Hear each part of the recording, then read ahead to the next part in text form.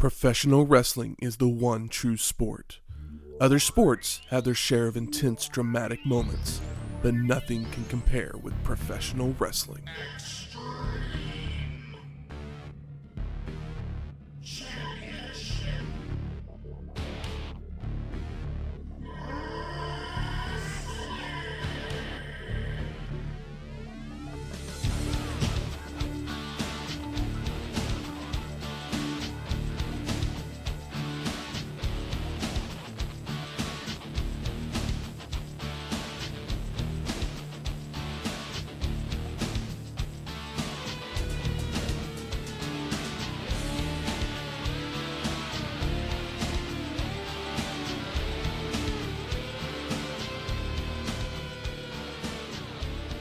Welcome to Wrestling History X, where three friends come together to talk about the stories behind the matches.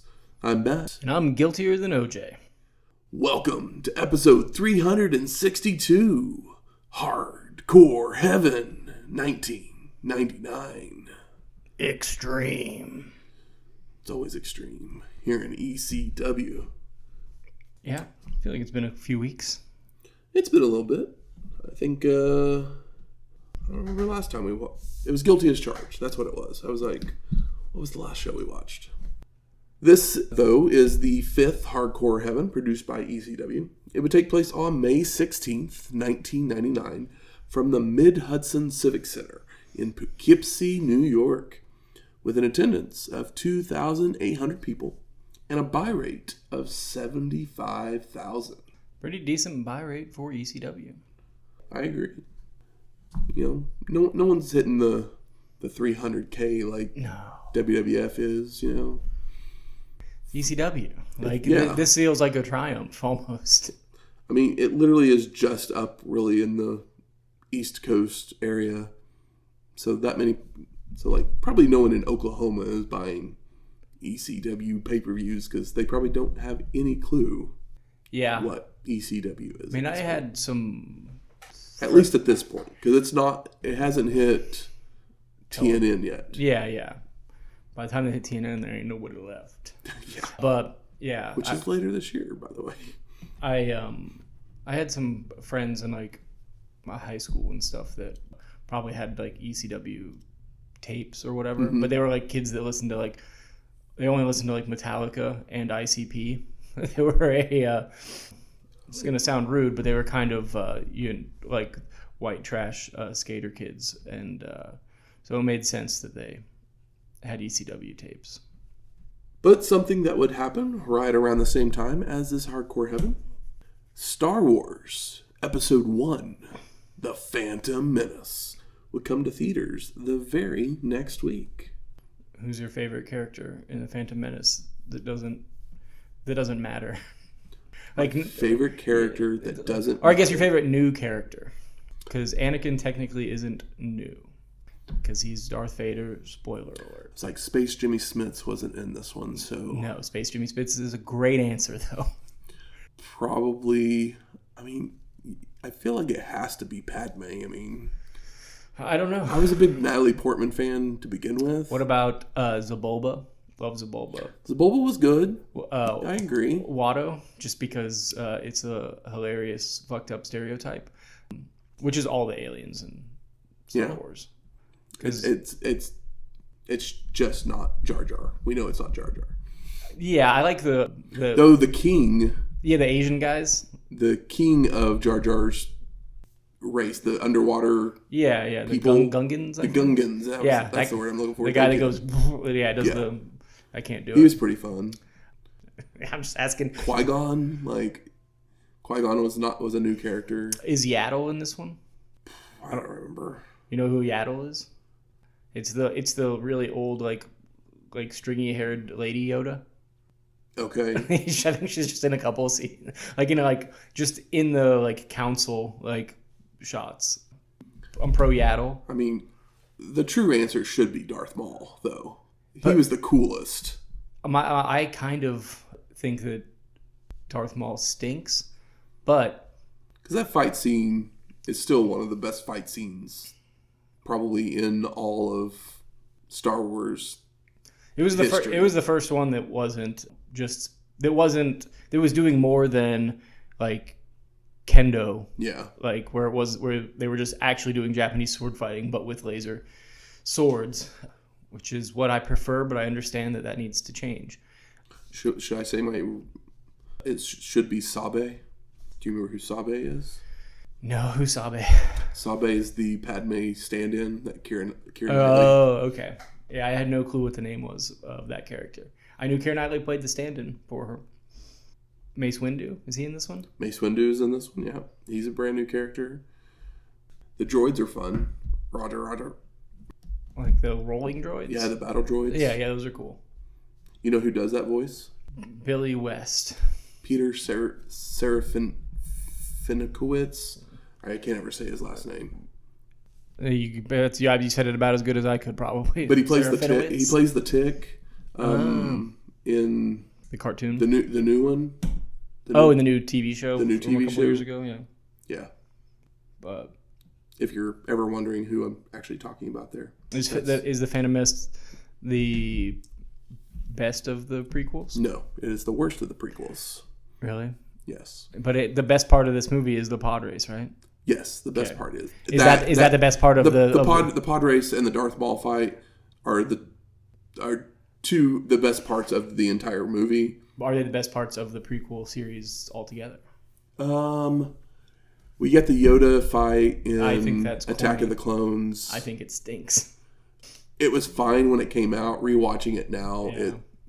it's obvious like how much like CGI it doesn't age well. Basically, I mean the fight between Anakin and Obi-Wan in Revenge of the Sith is pretty good.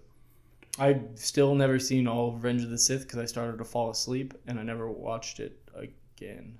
Fell asleep during, I think, I thought it was lame, the like platform video game section of the movie, where it's just like Crash Bandicoot, but like with lava. Yeah. And it's like, all right, whatever, man. And then I remember falling asleep, like dozing in and out, I think while he melts. And then when she decides to name her children immediately as they're pulled out of her womb.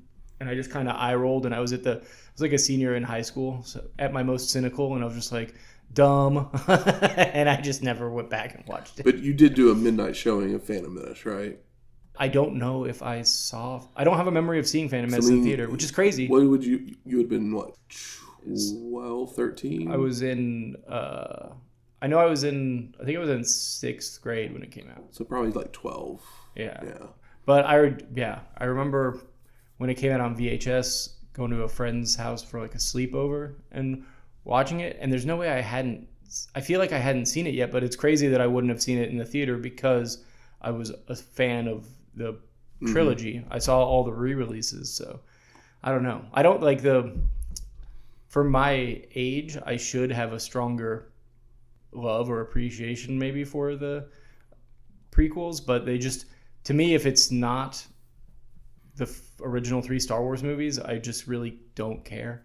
That's a valid opinion. I've tried, but I'm always like, I don't care about any of the rest of the story anymore. I think I've went through that whole cycle of loving them the first time I saw them, and then the more times I've watched them, like I went through that, like, these aren't good, to now I watch them and I'm like, I know that they're not the best, but it's still George Lucas's. You appreciate the singular vision, yeah. And so I don't hate them as much as I used to. Yeah. I went and saw this literally midnight showing. Because I was 18 years old at this point. Midnight showing, turned around, went and watched it the next afternoon, and then went and saw it again probably that night. So I think I saw it 3 times in the first 24 hours. Yeah. And by the 3rd time, I was probably like, I don't know if this is good. That's a crazy amount of time. I'm sure plenty of people did 4. But I mean, the thing is, like, you're just so excited to get a new Star Wars movie. Because, like, my VHS tapes of the original 3 they had holes in the freaking tape, from watching it so many times, so. Yeah, I've only seen outside of the Phantom Menace, I've seen the other 2 prequel movies once. Because I was just like, I just didn't really have any impression on me at all. But I was like, oh, I got to go see Star Wars. I know Attack of the Clones I did multiple times in the theater again. Revenge of the Sith, I believe I saw it twice in the theater. And one was a midnight showing, and then it was like a week later with a different group of friends that wanted to go see it. Yeah. And then I didn't watch it again until literally like 20 years later, probably. I mean, I had the DVD, but I don't know if I ever actually put it in. You're just like, really, well, I have all the other ones. You know, I think I was probably doing a Star Wars rewatch for when Force Awakens was about to come out or whatever. And I was like, sure, I'll rewatch these. And of course I did the Vader cut. You watch New Hope and Empire, and then you go back and watch the first three, and then you go and watch, or whatever that. There's a name for that. But yeah, it's just like a way that fans probably think is the best way to experience the thing. Huh. Because at the end of Empire, you obviously learn that, spoiler, that Vader is Luke's father. And so then you go back and you learn Vader's story. To then see him get his redemption in Return of the Jedi. I think that the overkill of him killing a bunch of children is beyond the pale to the point where redemption is impossible. But that's just my personal opinion. I think they went a little too far with that if you want him to be redeemed in the future. But he was just doing what the Emperor told him to do. So were the Nazis. And that's kind of the point of the movie. That is the point of the movie. To an extent. But yeah. So obviously what they're pulling from. Yeah. Well, let's talk some hardcore heaven. Joey Styles is in the ring, welcoming everyone to the show. When all of a sudden music hits and out walks Chris Candido and Tammy Lynn Sytch to interrupt. And we haven't seen these two since November to Remember, 98, episode 328. And Joey says that Candido is about 2.5 hours early for the main event. But Chris responds that everyone here is getting to see the greatest sex symbol in wrestling today. And I brought Tammy along too. Candido continues that wrestling has become fast-paced with lots of outside interference. So I've gotten myself an insurance policy. The Dudley Boys. And Devon, Bubba Ray, Sign Guy, and Joel Gertner all make their way to the ring, sending Styles bailing out as well, as Chris takes the mic to run his mouth, calling Taz a backstabber, a snake in the grass, and a thief in the night. So when he tries to attack me from behind, I've got the Dudleys to clobber him and throw me on top to become the heavyweight champion of the world. And the human suplex machine then makes his way out, with the Dudleys challenging him on the rampway only to receive a double clothesline. Taz then makes it in the ring and tells the ref to ring the bell, which takes us to our first match. Chris Candido with Tammy Lynn Sytch, Joe Gertner, Devon, Bubba Ray, and Sign Guy Dudley versus Taz for the ECW World Heavyweight Championship. So a way to start a pay-per-view? And the human suplex machine hammers a way to start when Candido reverses a whip and leapfrogs his opponent. But Taz turns and drops Chris with a release German. A whip to a corner with the human suplex machine charging into a big boot, only for Candido to charge out into a head and arm Tazplex. The human suplex machine calls for the finish, but Chris retaliates with a powerbomb and heads up top, only to miss a top rope headbutt, leading to a T-bone Tazplex and the Tazmission for the submission and the win. Post-match, the Dudleys jump in the ring and deliver a 3D to the champ, as Candido is helped to the back. And officials help the human suplex machine to the back as well, while Cyrus the Virus joins Styles for commentary. And Bubba takes a mic to remind everyone that they're looking at the 6-time ECW Tag Team Champs, which they had won as Devon had beaten RVD in a singles match to win the titles on TV. Okay. Yep.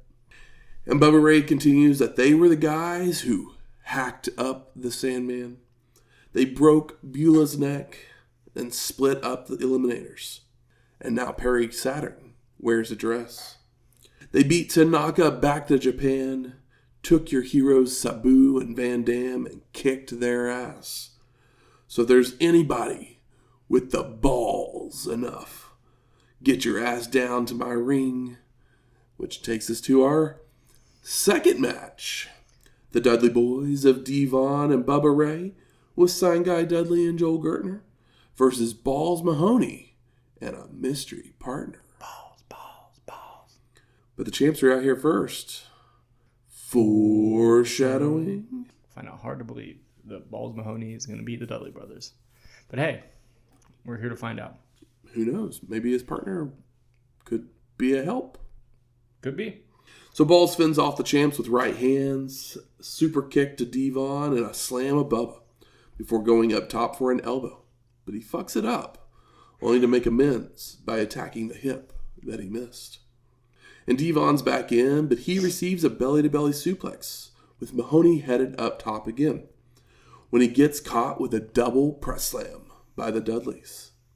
All of a sudden music hits, and out comes Spike Dudley through the crowd to nail a double low blow to both of his brothers, followed by an acid drop to Bubba, while Balls is back up to deliver a nutcracker sweet to Devon for the pin. And no, Gertner yanks the ref out of the ring. Spike is then back body dropped out onto Sign Guy on the floor by his partner, when the Dudleys make it back to their feet to attack Mahoney from behind.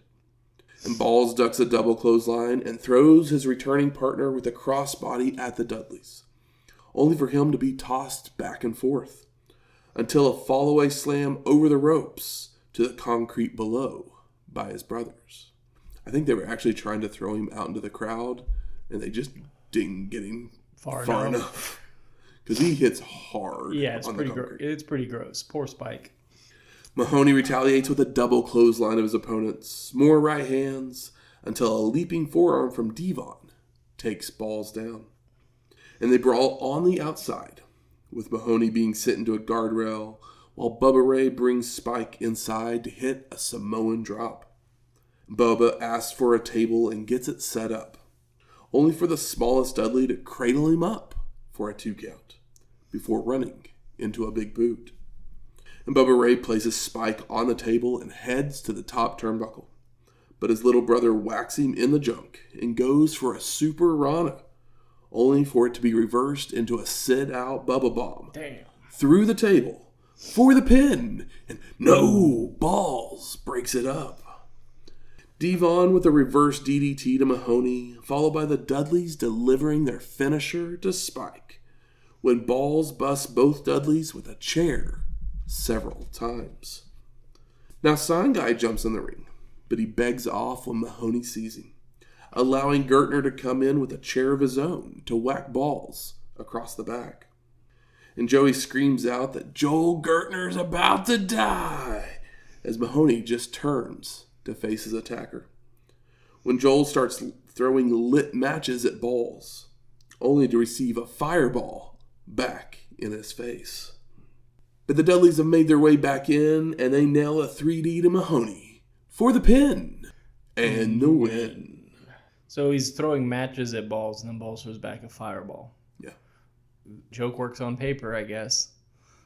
Because it definitely didn't work in ring. No, it's not visually appealing. It's like throwing lit match. Like throwing the lit matches at Balls is funny, but yeah. then like Mahoney just happens to have the thing. A fireball ready to go. And as soon as he's throwing lit matches at him, like wrestling dictates that now the guy has a fireball, because we all know that it's flash paper and matches and or a lighter. So it felt a little hack. But hey, we're talking about the Dudley brothers. He's in WCW.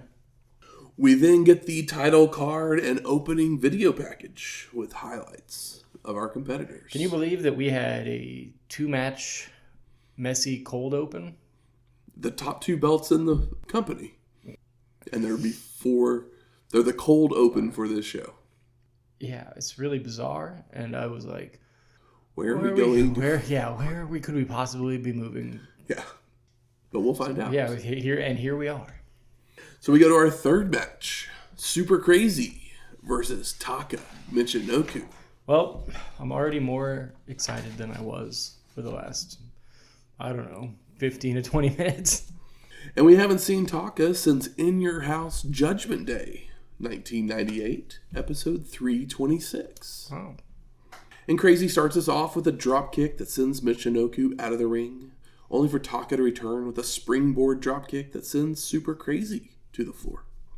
Now back inside, Michinoku runs the ropes with Crazy doing a drop down. So Taka hits an elbow drop. He tries for another, but Super Crazy avoids to nail an arm drag and a leaping DDT, which sends his opponent outside.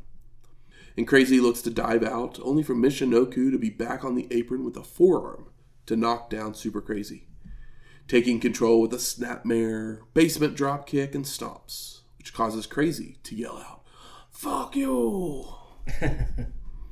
Taka with chokes and chops, but a reversed whip leads to a sleeper from Super Crazy, only for Michinoku to escape with a side Russian leg sweep. Another reversed whip sends Taka to a corner, who gets a knee up to the charging Crazy, followed by a tornado DDT. Michinoku tries for another, but Super Crazy reverses it into a sit-out powerbomb, climbing to the top when Taka meets him there to deliver a springboard Rana for a 2 count, into a sequence of roll-ups, with each getting near falls.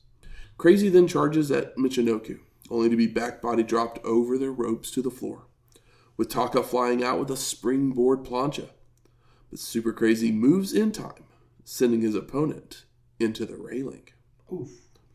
And as Michinoku gets back on the apron, Crazy drop kicks him out again, causing Taka to fall into the crowd, with Super Crazy following out with a moonsault off of the top rope. Michinoku is holding his knee as he's tossed back inside, so Crazy begins working it over with basement drop kicks, a dragon screw leg whip, and stomps, until Taka fights back with an enziguri. Michinoku slams his opponent down and attempts a moonsault, only for Super Crazy to move in time, leading to Crazy hitting a trifecta of moonsaults from each turnbuckle for a 2 count. Super Crazy goes up top again, but Taka drop kicks him in midair, before coming off the top with a missile dropkick, followed by the Michinoku driver, only for the knee to hurt too much to make a cover.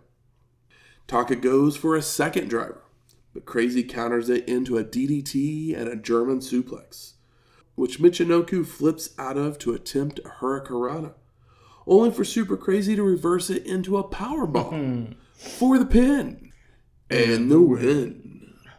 Now, what if that had been our opener? I mean, I will say that the cold open moved quickly, and it was things that I didn't care about, really. Mm-hmm. So it was kind of nice to get him out of the way. And it's like, okay, now the show's going to start. And then we started with a very fun junior match by 2 exciting wrestlers. Yep. And it doesn't need a story because it's Super Crazy and Taka Michinoku. Not against there being one here, but who's the better wrestler in this, junior division is what we're looking for. We go to Joey, who's talking about the TV title rematch before sending it to a video package of highlights of the 2 competitors, where we see RVD and Jerry Lynn making their way through various opponents. We then go backstage, and Joel Gertner's still writhing in pain from the fireball to his face, and he hands a piece of paper to the Dudleys, which they call a hit list. And Bubba Ray sees the first name is Nova, wondering what he wants them to do to him, before finding him in the locker room to beat him up, as Bubba screams out, "You son of a bitch! I don't know what this is for, but it's because Gertner said so." It's something, I guess. Yeah. Like, this one was funny. as we go, we'll continue to have some more of these. It's a list. It wasn't just a single hit. It was a hit list. Yeah. They don't really ever explain it, really. But I mean, the motivation ends up being monetary. Yeah. So that's the explanation, the closest to an explanation that we get is like, oh, it's like an envelope full of cash. But why Gertner wants these guys taken out?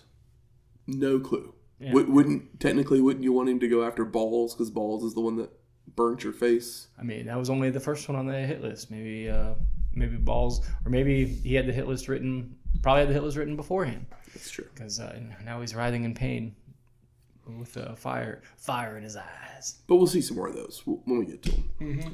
But that takes us to our fourth match: Little Guido with Sal E. Graziano versus Yoshihiro Tajiri. All right, and this has potential. One of my favorite signs I've seen in a while, just a sign that says "Your dad's gay," because it's 1999, baby. And our two competitors exchange strikes and takedowns to begin until Yoshihiro locks on a chokehold, forcing Guido to grab the ropes. And Tajiri continues with a rolling leg lock and hard kicks, goes for a powerbomb, only for little Guido to flip through and slap away on his opponent, taking him to a corner for stomps when Yoshihiro charges out, but he's taken down into a Fujiwara armbar, forcing Tajiri to make the ropes. And Guido climbs the turnbuckles for a drop kick to the arm, sending Yoshihiro to the floor, followed by little Guido attempting a pescado, only for Tajiri to sidestep and climb to the top to dive out onto both members of the FBI. And Guido's dropped on the railing before a drop kick and being ran into the ring post by Tajiri, followed by tossing little Guido into the ring. And Yoshihiro goes for a sunset flip, but Guido holds onto the ropes to block, only for Tajiri to power himself up into the tarantula, which Big Sal breaks up. And it's kind of like a surfboard, but around the ropes, so they're vertical instead of horizontal. It's pretty neat, and I must say, I've seen Tajiri do things like this before. I feel like little Guido has really stepped up. Mm-hmm. And now my eyes I think are little Guido was always a good wrestler, but he was always in a bit of a comedy act. So but we just haven't seen a lot of it because he's been the little guy in bigger guy matches. So it was one of those things where I'm like, I expected more of the comedy act going in because that's basically all we've ever seen. He's always had his moments, but I don't know if we've seen him string together this kind of athleticism like for this length of time. Yeah. And it's pretty sick. It's neat. I like it.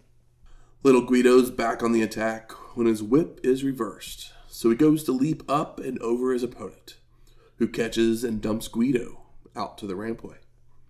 And Yoshihiro gives chase, only for a drop toe hold and a guillotine leg drop to meet him for a 2 count back inside the ring. Little Guido continues with a springboard splash for a near fall, chops and a whip of Tajiri to a corner, where he leaps up and off with a crossbody.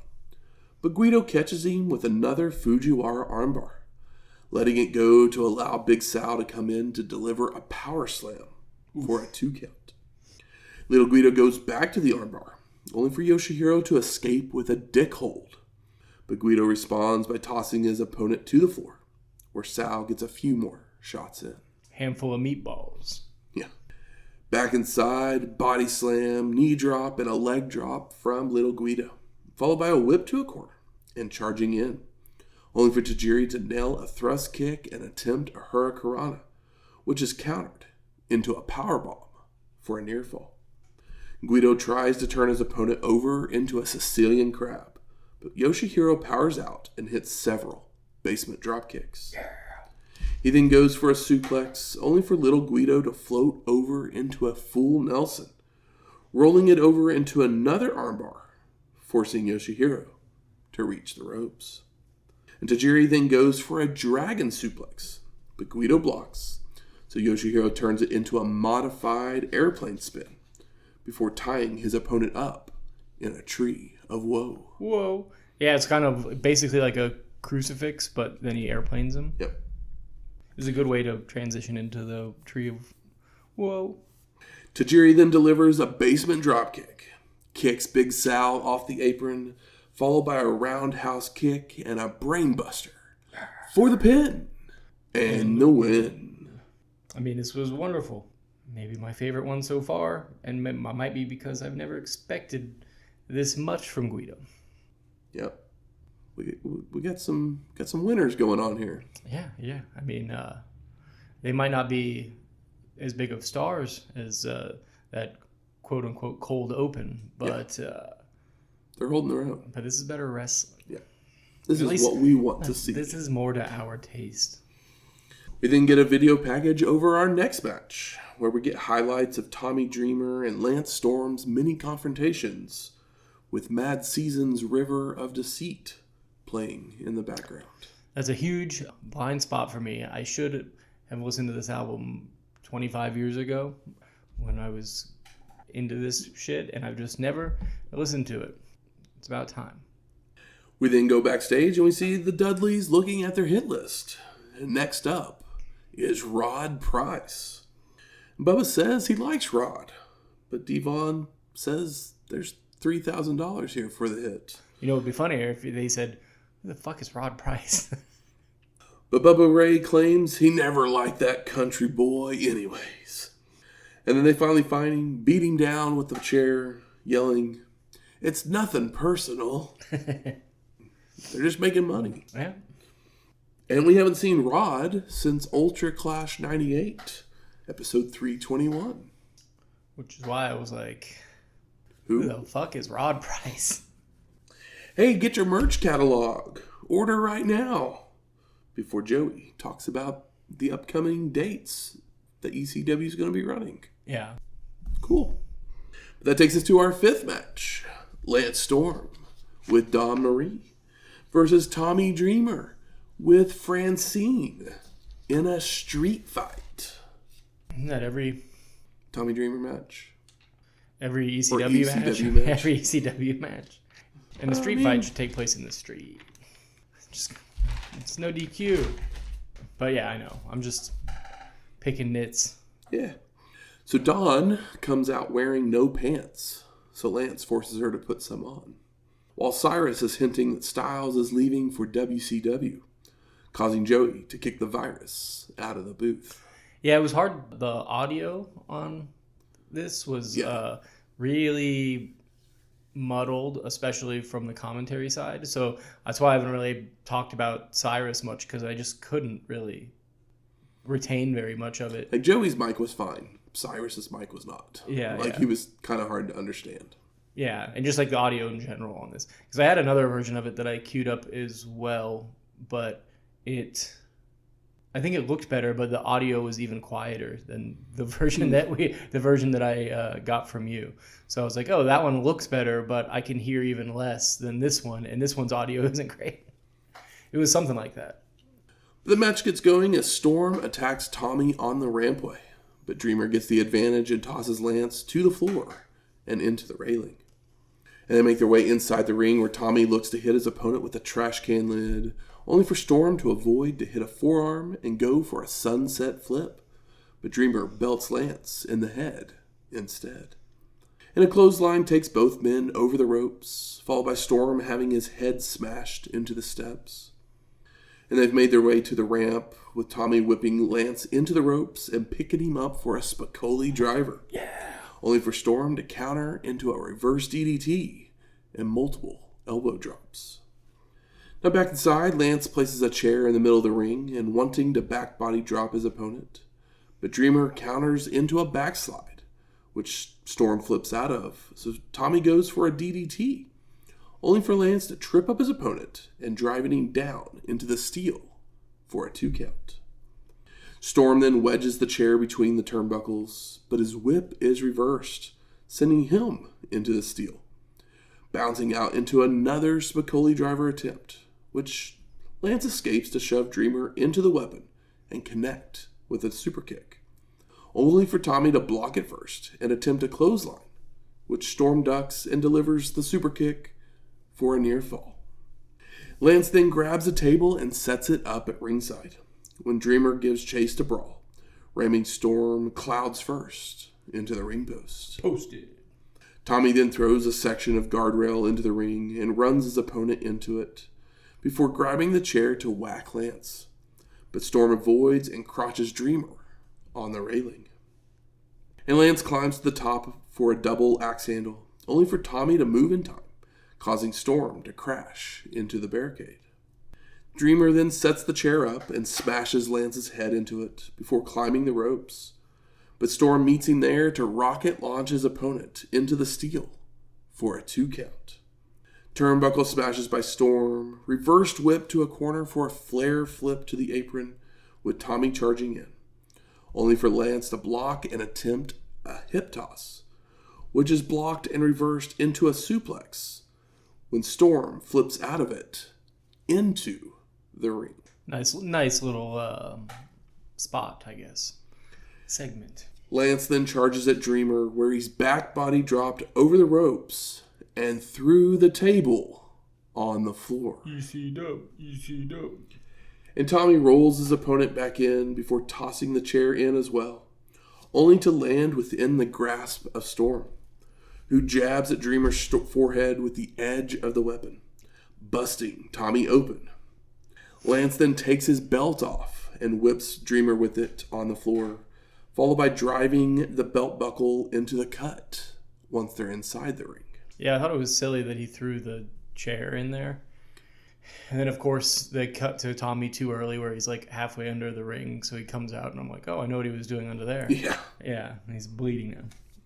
Storm grabs the chair, but the 2 men exchange kicks until Tommy can hit a cutter onto the standing steel for a near fall, before bridging the apron and railing with a ladder on the outside. Dreamer goes for a bulldog off the apron, only for Lance to grab the ropes, which sends Tommy crashing onto the apparatus. And Storm whacks his opponent with a trash can lid and sets the ladder on the apron, placing Dreamer's head in the rungs, followed by going inside the ring to baseball slide into the weapon. But Tommy lifts it up, causing Lance to slide underneath to the floor, where Dreamer whacks his opponent with the apparatus. Yeah, I love that spot because Lance ducks the ladder once, but then Tommy follows through. Like, basically, he goes forward and he ducks it, so he goes, like, backwards and, and catches him, and it was clever. The ladder and Storm are tossed into the ring, where Tommy places it on Lance's shoulders to ram him into the turnbuckles, even smacking the weapon with a chair, which causes him to bounce out and hit the ref bump with the apparatus. Dreamer then places Storm on top of the ladder before climbing the turnbuckles to fly off with a frog splash, only for Lance to move in time, causing Tommy to land hard on the apparatus. Knee first. Storm sets up another table inside the ring, placing Dreamer on it and going upstairs. But Tommy meets him there to nail a super Spicoli driver through the table. Easy dub, easy dub, easy dub. Both men are laid out when Cyrus runs down to break up a pin attempt, which brings Francine in to spear him and hit a Bronco Buster to the virus. Some fan service there. Dawn Marie then enters for a cat fight, only for Dreamer to stop it by pile driving the fake Beulah. Yeah, vagina out to the hard cam, basically. Covered, but, I mean... Visible. Yeah. But Lance blindsides his opponent with a trash can to the head, placing it over his body and delivering a top rope spinning heel kick for the pin and the win. Post-match, Storm carries Dawn Marie to the back while Tommy crawls his way. Yep. This was pretty good. It was fun for a bit, but it got a little silly at times. But Tommy stuff always gets a little overbooked. That's exactly what I was about to say. That was my I felt like there was actually a little bit of constraint in this. There was. And then, of course, the end has to go bigger than we want it to, but Tommy also isn't going to just take a completely clean loss to Lance Storm. Could have been worse. I think that Tommy Dreamer working with these guys is so much better than him like doing matches with a Sandman or Dudley or a Balls Mahoney. Lance Storm's, he's going to be able to sell much better for Tommy than Sandman ever was going to be. And it's like, oh, what did it say? Rising tide lifts all ships or whatever. Yeah. Like, Tommy's going to be forced to do more interesting things. And we know that Tommy's not Lance Storm. Tommy's not bad. No. He's just gotten into this where he's just a walk and brawl guy with weapons and stuff. But Storm is able to. There's some unique spots. Yeah, no, there's some really fun spots where I'm like, I've never seen this before. But literally, really only guys like Storm or Jerry Lynn or Rob Van Dam are going to be able to do some of those spots. Yeah, because they're kind of like, as much as I love Shane Douglas, he is the prototype for what these guys are pulling from. But then they're also younger, more modern, and like doing more physical things, more interesting things, but they still have that like baseline good taste and fundamentals and like psychology. Pretty good stuff. We then go to the back with the Dudleys making fun of how easy it was to beat down Rod Price when they see the next name on the list, Jack Victory. And Bubba Ray says, he's our boy. He's at our back, but does wonder how much Gertner put in the envelope for bounty. And Devon responds with $5,000. So Bubba claims that Jack's a dead man, followed by them seeking him out, laying a trap for him when Victory comes out of the bathroom and beating him down with a chair. And Bubba Ray yells that cash does rule everything, but remember one thing. There's not a man in the damn world who can stand up to the Dudley boys. And we haven't seen Jack since November to Remember 98, episode 328. We then cut to Taz, who disagrees with the Dudley statement. There is somebody who can and will take you out. Me. And I'm doing it tonight. And Stephen Prazak's holding the mic for this and begins summarizing what we just heard, only for the human suplex machine to get upset that he interrupted his gimmick. Beat me if you can. Survive if I let you. We then go back to Joey at the announce booth, who recaps our evening so far, before we go to our 6th match. Jerry Lynn versus Rob Van Dam with Bill Alfonso for the ECW World Television Championship in a no time limit match. I'm okay with the TV title being no time limit if it's on a pay-per-view. Yeah, especially after they did have the time limit thing happen on the last pay-per-view. Yeah, this makes sense. Yeah, this is 2 of what I feel like will be a trilogy, or should be, in your typical wrestling booking. So we get back and forth action full of arm work, headlocks, and drop toe holds to begin, followed by shoulder blocks, leapfrogs, and drop downs, before missed leg drops and elbow drops. And RVD does some showboating to waste time, when Lynn hits some strikes, whips Van Dam to the corner, where he leaps up and over a charging Jerry and attempts a dropkick, which Lynn catches and catapults his opponent to the corner, leading to RVD landing on the turnbuckles and leaping over Jerry, who charges in, grabbing Lynn in a waistlock, but Jerry escapes with a back elbow, only to be whipped to a corner with Van Dam hitting a monkey flip, which Lynn flips through to land on his feet. They're really doing it, folks. And RVD's eye is bleeding from this exchange somehow. It was hard way. Yeah, for sure. But he nails a plethora of strikes and springboards over Jerry charging in, only to then charge in himself to get back body drop to the apron, before a turnbuckle smash and a springboard dropkick that sends Van Dam to the floor. Lynn then flies off the top with a plancha onto his opponent, followed by a dropkick as RVD crawls back in, leading to a guillotine leg drop across the ropes for a 2 count. They really did all this in 4 minutes. Jerry, with another turnbuckle smash, chops and places his opponent on the top to nail a super bulldog for a near fall. And Lynn climbs back to the top, only for Fonzie to shove him off, causing Jerry to crotch himself before placing a chair in front of Jerry's face. But Lynn grabs it away and ducks the Van Daminator before belting RVD's head with the weapon. Lynn goes for a monkey flip in a corner, only for Van Dam to shove him off, which causes Jerry to crotch himself again on the ropes, with RVD hitting a springboard sidekick that sends his opponent crashing down to the concrete, which would fracture his skull. Well, that makes me a little nervous considering I know how long this match goes. Yeah. And you've heard all of the things, all of these moves. These guys are moving fucking a mile a minute, and we're like a quarter through the match. Yeah. And he's doing the fractured skull. Jesus. Yeah, basically, I guess when he landed, his foot slipped on the mat, and so his head hit harder than it should have. Than it should have. But luckily, even in New York, like, they require mats on the outside, so at least there was mats instead of it having just been all concrete. Yeah, that's thank gosh.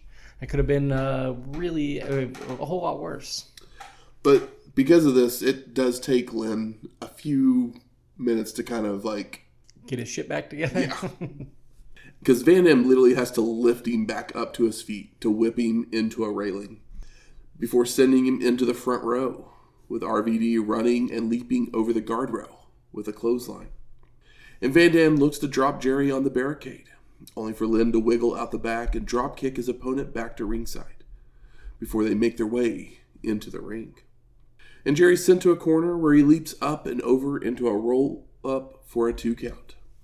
Goes for a pile driver, but RVD reverses it into an Alabama slam and attempts Rolling Thunder, only for Lynn to dodge, so Van Dam turns it into a leg sweep to the face. Not the face. The man's got a fractured skull. RVD tries to hit the Thunder again, with Jerry avoiding completely this time, leading to him attempting a tornado DDT.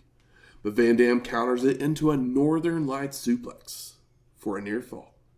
Lynn is then placed on the turnbuckles, but he fights off his opponent and nails a sunset flip powerbomb for a 2 count, followed by a short arm clothesline. And Jerry grabs a table from under the ring and sets it up at ringside, while RVD has recovered to brawl on the floor, only to be whipped into a railing. And Lynn charges in, but he's backdropped out into the crowd, where Alfonso tosses him a chair, allowing a Van Daminator off the guardrail to be hit. And RVD tries to run Jerry into a post, only to be blocked and reversed before making their way to the apron, where Lynn places his opponent on the top rope, and he climbs up for a Rana, but he's backdropped into the timekeeper's table. Damn. And Jerry's whipped into the barricade by Van Dam, dropping Lynn on top of him, followed by a corkscrew guillotine leg drop from the apron. Now back in the ring, RVD keeps up the attack by drop kicking the knee and a chair to the face, before Turnbuckle smashes on the apron, setting his opponent on the top, only for Jerry to fight back to attempt a tornado DDT, which Van Dam blocks and clotheslines Lynn back into the squared circle. Now RVD with a slingshot leg drop onto his opponent, and he continues with strikes and a whip to a corner, following in with a splash, ending with Van Dam on the apron. And Jerry with strikes and a shoulder block to retaliate, leading to Lynn nailing a sunset flip powerbomb through the table at ringside. I mean, it was his turn to put RVD through a table. And they make their way back inside, where Jerry runs into a big boot before Fonzie tosses him a chair, with RVD missing another Van Daminator. Lynn then throws the weapon at Alfonso to knock him down. Jerry also delivers a German suplex for a near fall, a scoop slam, and heads up top, with RVD hitting a bicycle kick that slows Lynn down. Van Dam then places a chair in the middle of the ring, climbing up to meet his opponent, with them fighting on top of the ropes, only to trip themselves up and fall down to the mat. You fucked up. With the amount of stuff these guys are doing, there should have been a lot more mistakes. Yeah. I'm just saying, like, yeah, it's like the amount of physicality they're cramming into this match is, I'll say it, probably too much. Jerry grabs the chair and tosses it to RVD to hit his own Van Daminator for the pin. No, RVD kicks out. RVD's not going to lay down to a Van Daminator. The two do a pinfall sequence full of 2 counts until Lynn has Van Dam up for the cradle piledriver. But RVD reverses it into a back body drop, only for Jerry to hold on to the cradle for the pin. And no, Van Dam kicks out again. Lynn then takes his opponent to the top, where they trade strikes, with Jerry falling off to the mat. So RVD delivers a split-legged moonsault for a near fall. Van Dam then goes for a body slam, but Lynn goes out the back to try an inverted DDT, only for RVD to counter it into a snapmare and a corkscrew leg drop. Van Dam then climbs to the top for the 5-star frog splash, but he bounces off at first, allowing Jerry to cradle his opponent up for the pin. And no, RVD kicks out. And the two men fight over a waistlock when Lynn catches a chair tossed in by Fonzie, leading to a Van Daminator and a 5-star frog splash for the pin and the win. Post-match, Van Dam gives Jerry a high five to show his respect before celebrating with the fans. I mean, this was pretty great, but I almost feel like it was too long and a little too much, that like it got to a point where my eyes kind of glazed over instead of me being more like being pulled in. I felt like it almost kind of pushed me away a little bit, which might sound crazy, but I was just like, this is a lot. I think the middle section on the outside probably was a little too much. I still do think, like, I'm still putting this match on the short list, but I do think the other one that we watched, the last pay-per-view, is better. Yeah, I think there's just a pacing issue with this one. Yeah. But, I mean, I want to be like, I feel like I should be like, this is the greatest shit I've seen in a while. And I'm like, and for some reason it didn't get there for me. And I'm just trying to dissect why that might be. And I think it just might have been too damn much. Everyone has their opinion. Yeah. There's nothing wrong with it. I'm ready for match 3. Either way. I don't know if we get it for another year. Oh, wow. Because I think Jerry... Oh, yeah. The face fracture. ...is hurt. So I think they kind of have to back down on I don't think there's much you can do with a fractured face, yeah, except for wait. Yeah. We then go backstage to the Dudleys, where Bubba Ray starts going off about who does Taz think he is, not caring that he's the heavyweight champion. He's the toughest man in ECW. Tonight's going to be a little different, because what makes you think you can beat one of us, let alone the both of us? And Big Dick Dudley arrives with Chris Chetty in tow, who, if you remember, is Taz's cousin. And Devon starts swinging away with a big right hand, which kind of seems to hurt himself, which pisses off Bubba. So he continues the beatdown of Chetty. And we haven't seen Big Dick since Guilty as Charged, 99, episode 343, and Chris since November to Remember, 98, episode 328. We then get a video package over Just Incredible, with highlights, as narration says, he grounded the great Sasuke. He broke the leg of Mikey Whipwreck. He innovated violence on Tommy Dreamer. He took the name of hardcore icon away from the Sandman. And in New York City, he got up in the face of the franchise. And narration wonders who could stop this Impact player's momentum. Not Shane Douglas, who was hospitalized. Not Sabu, who got banned from wrestling in America. We then go to Joey up in the booth, saying we were supposed to have a match between the franchise and Credible. But Douglas isn't here, and possibly never again. Shane and Heyman had a falling out over some money, and we won't see Shane Douglas in ECW ever again. Truly a bummer. I will say that Justin Credible's bona fides are so much more compelling than the Dudleys, who also did the same thing like 40 minutes ago. Credible's been here for a shorter amount of time, but his stuff has been more concise and less long-winded and packs a bigger punch. And he's better than Bubba Ray. Justin, Jazz, and Jason, the sexiest man on earth, make their way to the ring, where Credible takes the mic to run through all the people he's taken out in ECW, which we just heard about in the video package. I know, it's like, why did they do the video package if he was going to cut the promo? Judge Jeff Jones then interrupts, saying there may not be a jury system that can try you, but Judge Jeff Jones can. And for your crimes, you are guilty as charged. And I was like, that was the last pay-per-view. Yeah, but that was probably why the pay-per-view was called. It might have been. He comes out with a gurney. You won't be executed by the coolest or by the best, but you will be executed by the man. Which takes us to our 7th match. Just Incredible with Jason, the sexiest man on earth, and Jazz versus Sid with Judge Jeff Jones. Mr. Udi. I'm always kind of happy to... When Sid is serious, he's just so good. I just wish that he cared about wrestling at all, because then maybe it would have worked out better for him. But when he wants to have the presence that they try to... When he wants it, he's got it. Mm-hmm. But you can tell when he doesn't want it. So, yeah. Here he seems to want it, even though I can't imagine how much money they're paying.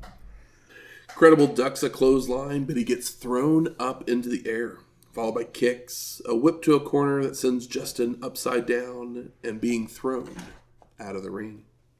And Sid gives chase to drop Credible on the railing before rolling him in, where Justin begs off, only for the Psycho One to grab him for a powerbomb, when Jason would jump in to attack from behind, which does no damage, as Sid just turns to kill the sexiest man on earth with a powerbomb. Incredible uses the distraction to recover and nail a kendo shot, but the Psycho One no-sells and choke slams Justin down. Lance Storm would then run down to break up another powerbomb attempt with a springboard double axe handle, so Sid choke slams him.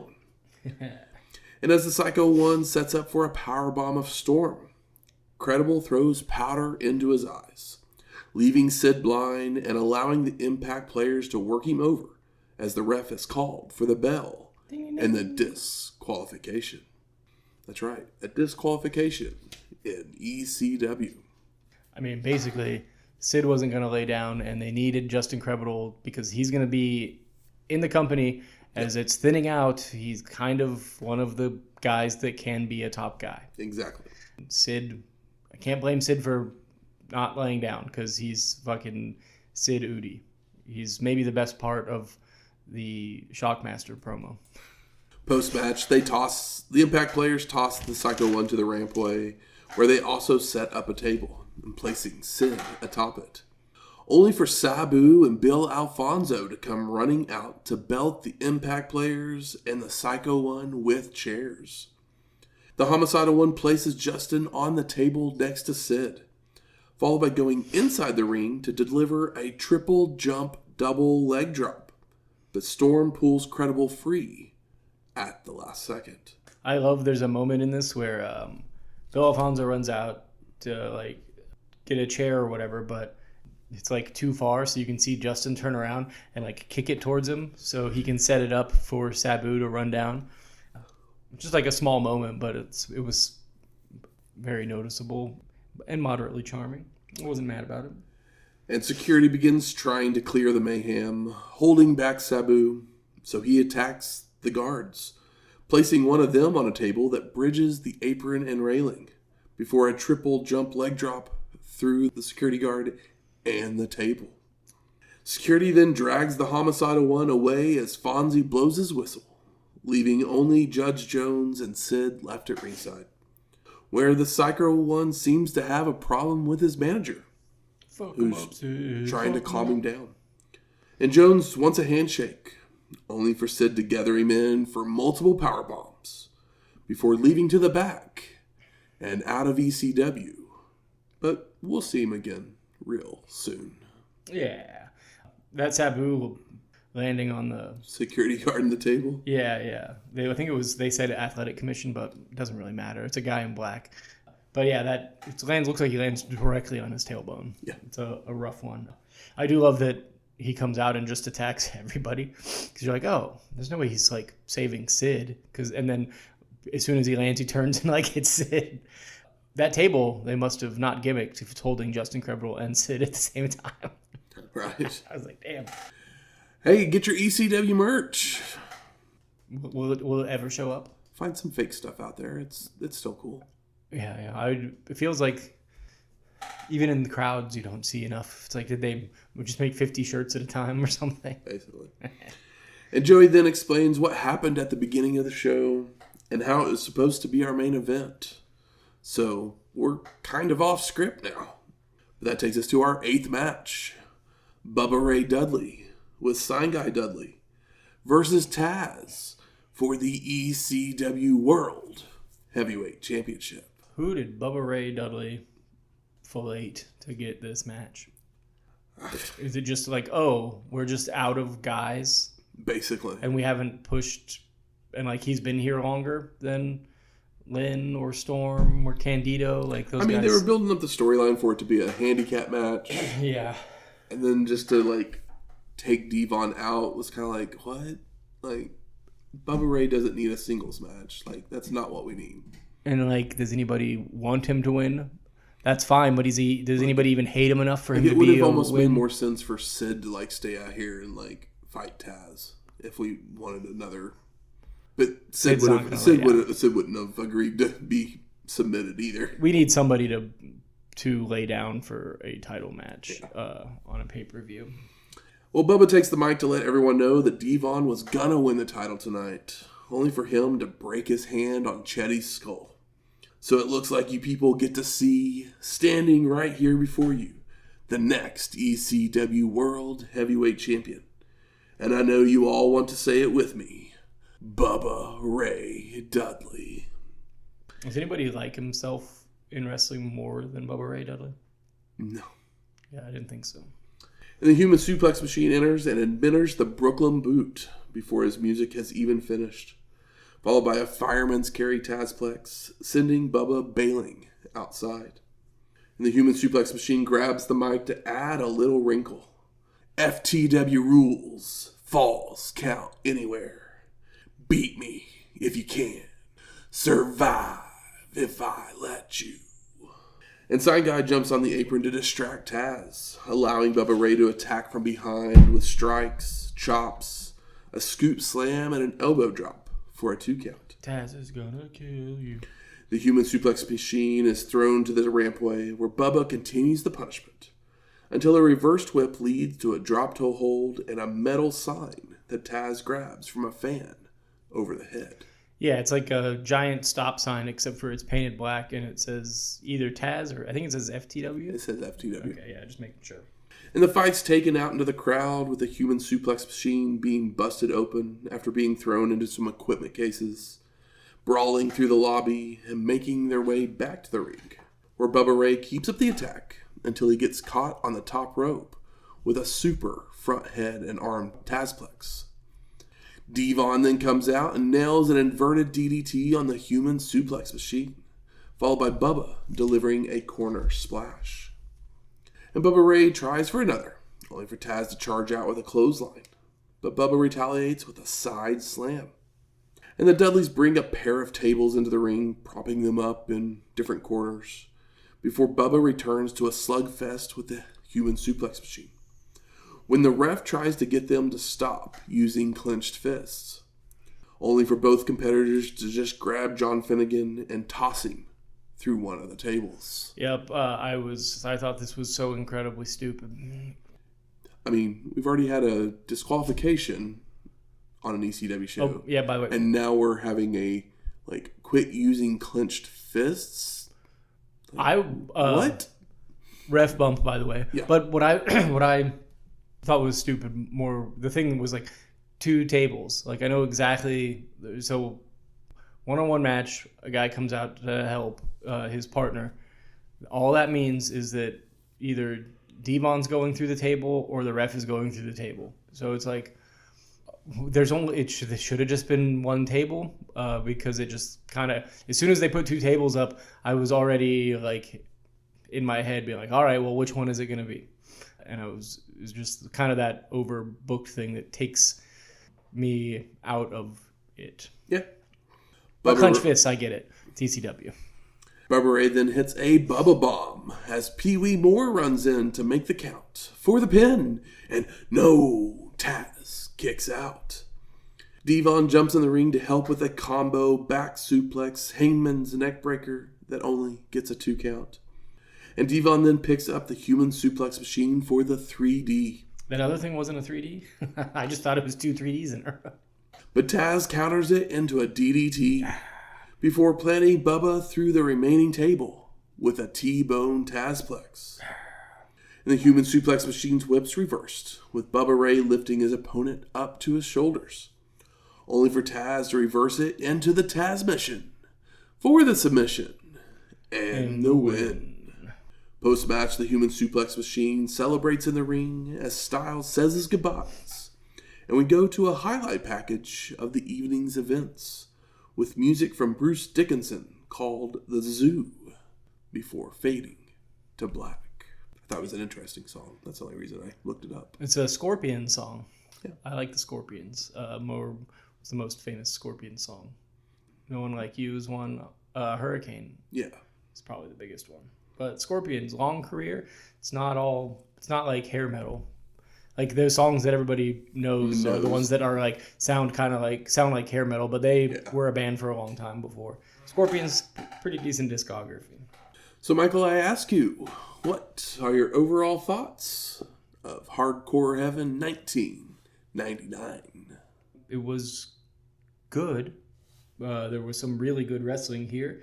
As much as I love the technical wrestling, I just wasn't very interested in any of the stories for the most part. The matches in ring, I had a lot of fun, but most of the ones that I liked, the only one that had a story that I was kind of into was Lynn and RVD, but that's just basically another match between these guys is kind of the story. But I mean, really, the only other one that really had a story was Lance Storm and Dreamer, and I don't think they did a good enough job with the video package to get across that story. Yeah. And then Bubba Ray being in the title shot just kind of proves how thin everything is at the moment. Yeah. And considering how thin everything is, I think that as far as the matches go, this is better than we probably should have got. I really love the Scorpion song at the end too. But if you like wrestling, there's a lot of good wrestling here. Yeah.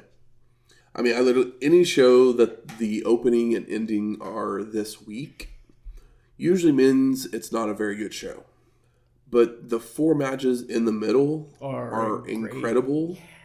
Yeah. And so I would say thumbs up. Absolutely. Go watch it. Skip to the opening video, watch the 4 matches, and then once Sid comes on your screen, go, hey, that's Sid, and then turn it off. Even the Sid segment. And I love Taz. Yeah. And Taz is part of the worst parts of the show. But Taz isn't the worst part of the show. No. It's just, I think the Sid match is even, because it's short enough that it's just kind of fun it's 4 minutes long. Yeah. But it's, as far as the quality yeah. of the matches before it, but it's also not trying to do that. It's a Sid match. And I'm pro Just Incredible, so... Me too. You might as well stick around for an extra 4. Good. Where's the smart marks at? There. All right. Fuck you. I think it's time we smark it up. So what are some of the best moments of this show? I really loved the tarantula. Absolutely. Believe it or not, I loved that. I pointed it out, but the on the floor ladder segment with Dreamer and Lynn, where he moves the ladder, so Lynn slides out. He tries to push him with the ladder. Lynn ducks the ladder. He pulls the ladder back, hits him with the ladder, and it was just clever and simple enough to give me a little smirk on the face. I don't know if Taka, Michinoku, and Super Crazy have ever faced each other, but it felt like they had great chemistry. If they haven't, then they're so much better than we already thought. Yeah. That was super fun. I mean, little Guido put his working boots on.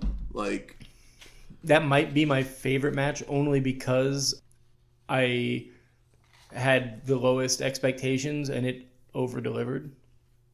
And not, like I said, not anything against little Guido, but we just haven't seen him do this, really. Yeah. For this extended period of time. There was a spot... Oh, yeah. Lance and Tommy were on the apron, and Dreamer tries to hip toss Storm off to the floor, but it ends up being blocked and reversed into a suplex. Which is blocked. So Lance tries to hip toss. It gets blocked.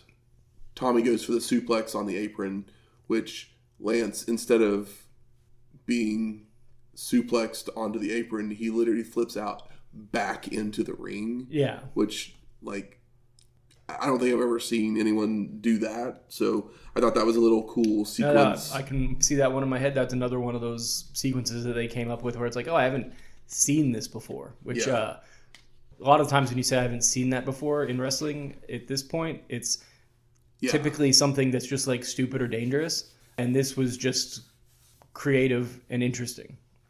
And then I liked the use of the ladder. Your spot that you mentioned, the inside the ring, he put it on Lance's shoulders and then rammed him into the corner, basically kind of rattling his head a little bit. Yeah. But Storm ends up falling out of the corner and hitting the ref. It was such a nonchalant hitting of the ref that I actually missed it on the first watch. All of a sudden, they started doing where he did the Super Spicoli driver, and there was no one to count the pin. Yeah, and I went, when did the ref get knocked down? So I actually had to rewind for a second. It was such a believable ref bump. Because normally they just do. It's so blatant usually. Yeah. But it wasn't blatant at all. It was an actual spot of just Lance falling out of the corner with the ladder, and of course hitting the ref with the ladder would make him fall down. Yeah. It's not like a weak back elbow or something. Yeah, exactly. As much as the Bubba Ray stuff in ring, I don't like. The hitless stuff was just funny enough for me. Yeah. That I didn't mind it. I don't think it's a bad angle or whatever. It's just after the third week that we were dealing with the Dudleys, you've heard me complain about how much I just don't give a shit about them. So that's just more of a personal issue. I can agree that is a fun thing, and it does feel very WWF. For an ECW pay-per-view. Nothing against that, but that's just, we don't see a lot of backstage angles on ECW pay-per-views, I feel like. And Lynn and Van Dam, after he fractures his skull, for Jerry Lynn to go for another 20-ish minutes or so. This has got to be the longest match on the show. Oh, it definitely is. But literally one of the next moves that he takes once they're back at the ring is an Alabama slam. Yeah. Like, I've seen a lot of people try and take that as a back bump, and I'm like, you need to make sure your hands are behind your head so you're not like slamming your head against, because Alabama slam is just so vicious of a move. But yeah, him doing that with that kind of injury, it's just ill-advised. I mean, nowadays they would stop the match. Well, it depends on where you're wrestling.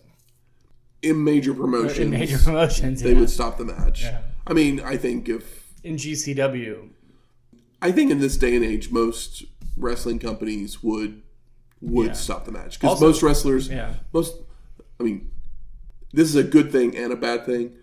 Most wrestlers are willing to not work through injuries at this point in the world. Yeah.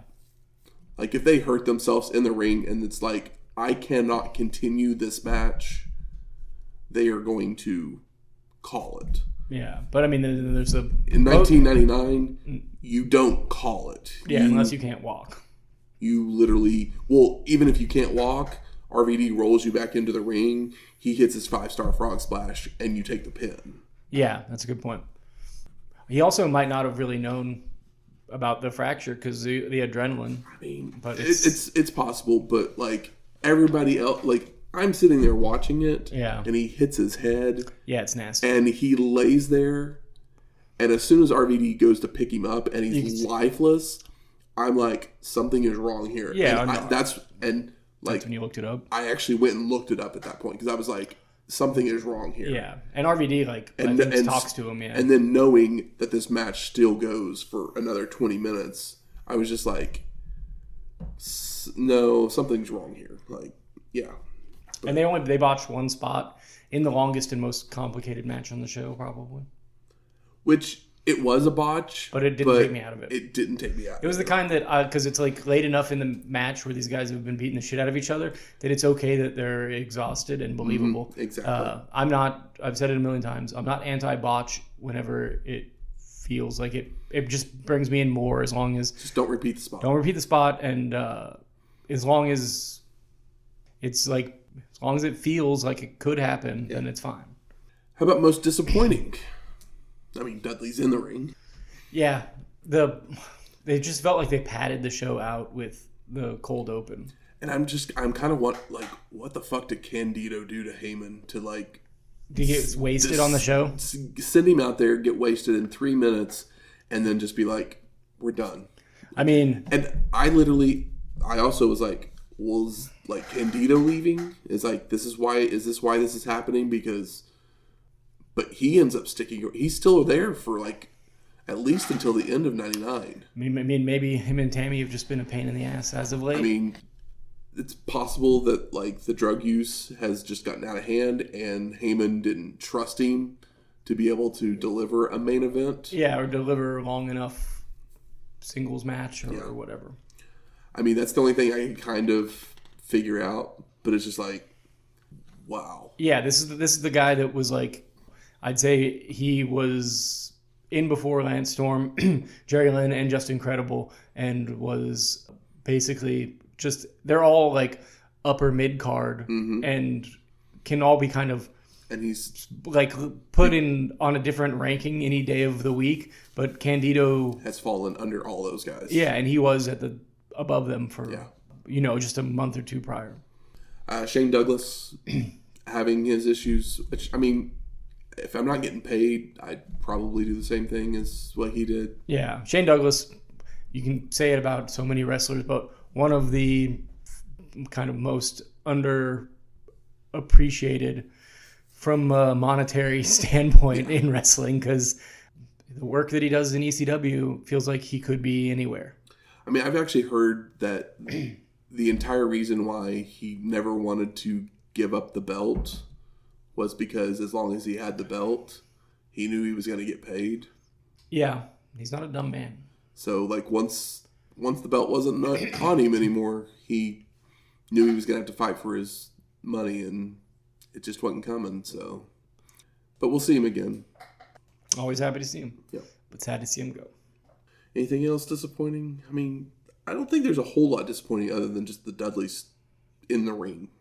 That's the Dudleys at the top of the card. Yeah. But I don't think there was any bad performances on the show. No. Speaking of performances, what's the best one?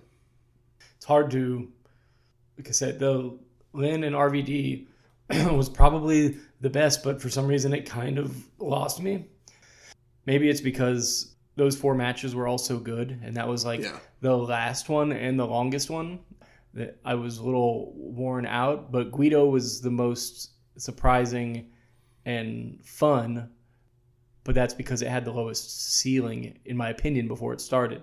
And then Super Crazy and Taka was wonderful, but as far as like pure enjoyment, I think Guido and Tajiri was the one I enjoyed the most.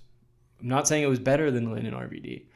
It was just the one that had my eyes locked the most.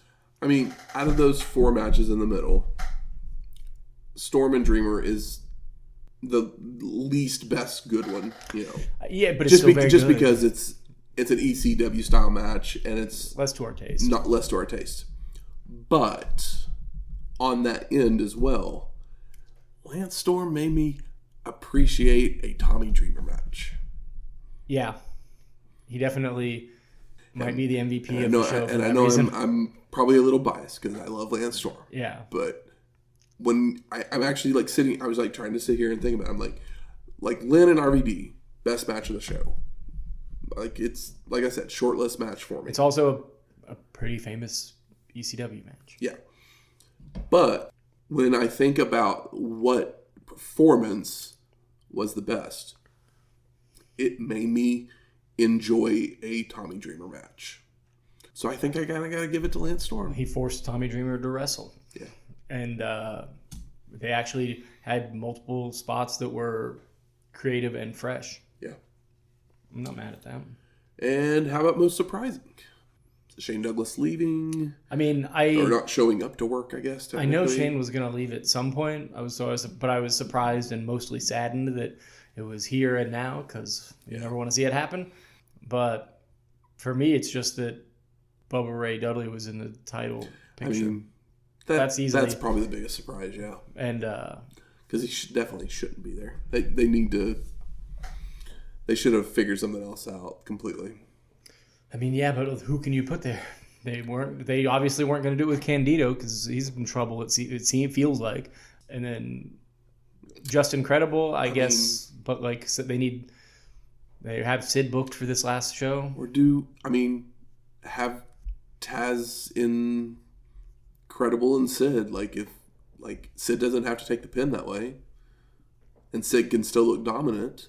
Yeah, and Just Incredible has goons, so he can be hoisted on his own petard. I mean, that's a option as well. Option. But is Sid going to go long enough to pad out that card? I mean, did we need this card to go very much longer?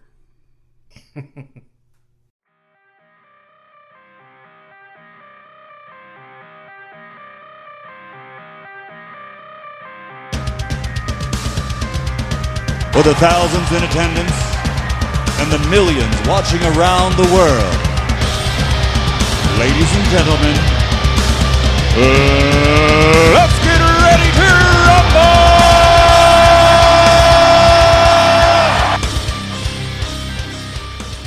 Turn the lights down, turn the projectors on, because we're ready to rumble. This week the movie is No Time for Love. It was released April 5th, 1943 by Paramount Pictures. Directed by Mitchell Leisen, who's a one-time Oscar nominee, and written by Warren Duff, Robert Lees, and Frederick I. Rinaldo. It stars Claudette Colbert, who's a 3-time Oscar nominee with 1 win, and Fred McMurray. The plot is an upper-class female reporter is, despite herself, attracted to a hulking laborer digging a tunnel under the Hudson River. Some trivia for this one: it was nominated for Best Art Direction, Interior Decoration, Black and White, because back then they used to separate all that stuff out. Fred McMurray's image is actually the inspiration for Captain Marvel, aka Shazam. Oh, wow. Did not know that. I didn't either. That's why I thought it was interesting. It's pretty interesting. And it was one of the 700 Paramount productions that was sold to MCA Universal in 1958. It has been released on DVD and it is occasionally shown on TCM. Some reviews and ratings for this one. IMDb has it at a 6.8. Letterboxd at a 3.4.